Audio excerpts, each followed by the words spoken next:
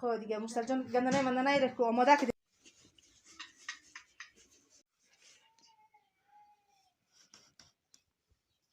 سلام علیکم سلام علیکم خوب اینجا شو جور بخیر سلامتین بخیر اینجا شو جور خوشم خوش خب آو شما تکسر ما دیگه رب العالمین الحمد لله رب الشاکرین و این تعداد نعمت الله لا تحصوها ان الله لا غفور رحیم.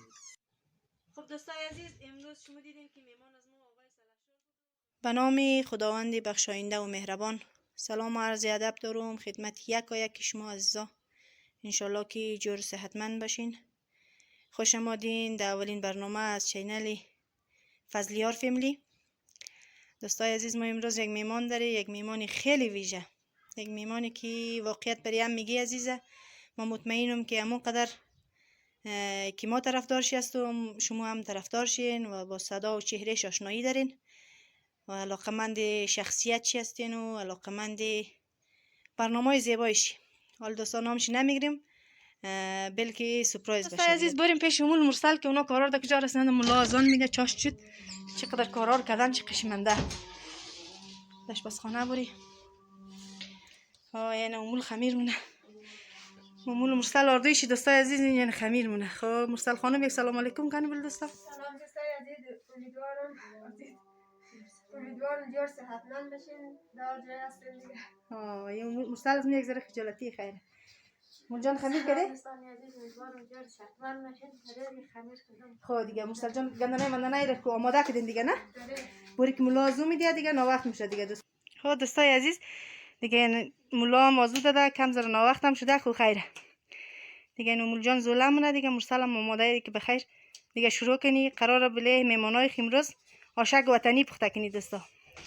دیگه امول زوله خلاص شد دیگه نه؟ خب مرسل جان دیگه زولک خلاص گندنه رو روغو و نیماک بزن دیگه کمک شور بدی که چیش نرم شنه کمک دیگه بخیر شروع کنی. نا وقت شد دیگه تا 3 نفرای رو آماده مونی دیگه. دوستای عزیز مو بیننده باشین دیگه ببینین که مو آشک وطنی را چی رقم جور مونی. یعنی مزوله کدونی امول جان.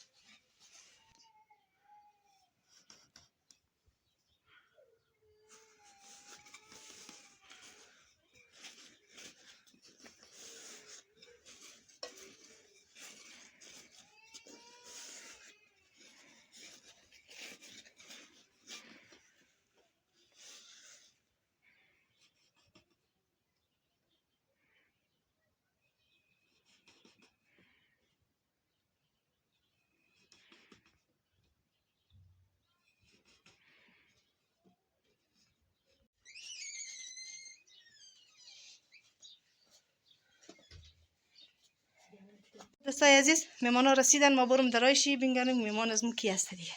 شما بیننده باشین دوستای عزیز. سلام علیکم سلام علیکم سلام علیکم خوب اینجا شو جور بخیر سلامتین بخیر اینجا شو جور خوشم خوش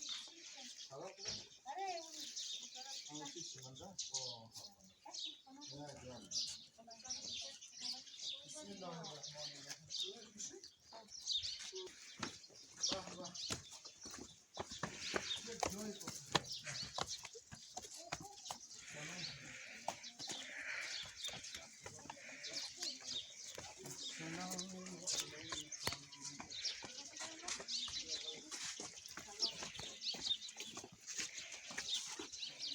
حسین تو چی سنی بابا؟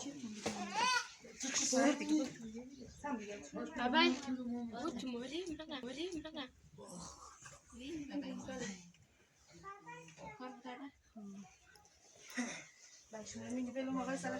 بسیار تشکر علیکم.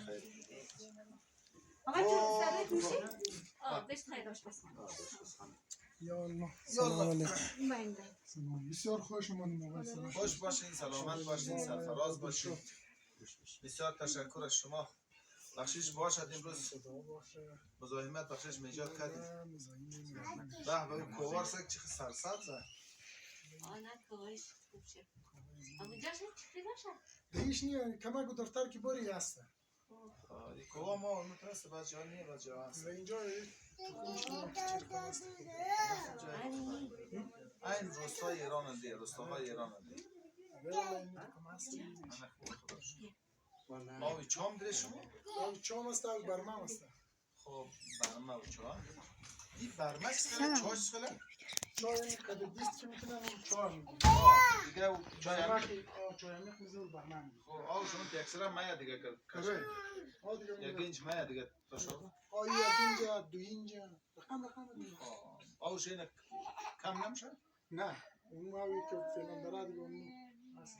خب بسیار رب العالمين الحمد لله رب الشاكرين وإن تعودوا نعمة الله لا تحصوها إن الله لغفور رحيم أعوذ بالله من الشيطان الرجيم بسم الله الرحمن الرحيم والعصر إن الإنسان لفي خسر إلا الذين آمنوا وعملوا الصالحات وتواصوا بالحق وتواصوا بالصبر صدق الله العلي العظيم وصدق رسوله النبي الأمين الجواد الكريم ونحن على ذلك من الشاهدين والشاكرين الحمد لله رب العالمين بعد نزول برکات آمرزش اموات سلامتی مسافرین شفای بیماران قبول نزولات رحم الله من قرأ الفاتحه للاموات مع الاخلاص والصلوات اللهم صل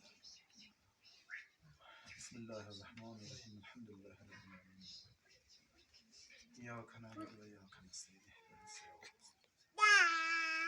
غير المغضوب عليهم ولا الضالين لم يكن له ولم يكن له برحمتك يا ارحم الراحمین. خداوند روزی رو زیاد بده و موفق رحمت کنه. خانهش مواد باشد آقای فضل‌الله. آقای جان بسیار خوش اومدین. تشکر، خیلی زحمت کشیدین امروز به خدا. بسیار غذای خوشمزه دوستا جور کرده بود. خیلی زحمت دارم من میفهمم به خاطر از اینکه بس خوب الحمدلله شما است نفر است نه کمکی